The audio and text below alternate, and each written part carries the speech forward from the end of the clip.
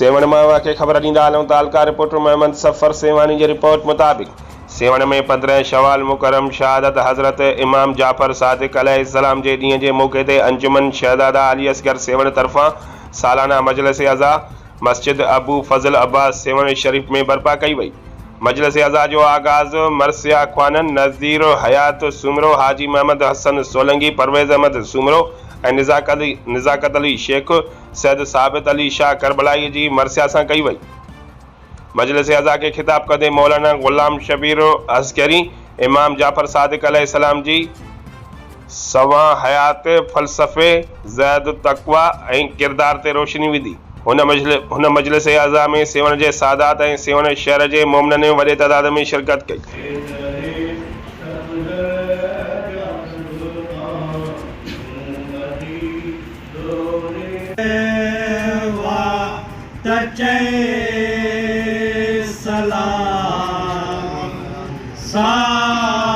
साबित अली बिसिद का मौसल वा तचे सलाम इब्ने अलिया के फौज जिस ला हौला वला कुव्वता इल्ला बिल्लाहिल अलिय्युल अज़ीम।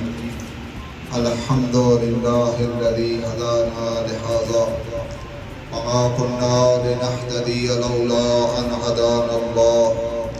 लक़द जाअत रुसुलु रब्बिना बिल हक़्क़। अस्सलातु वस्सलामु अला सय्यदिना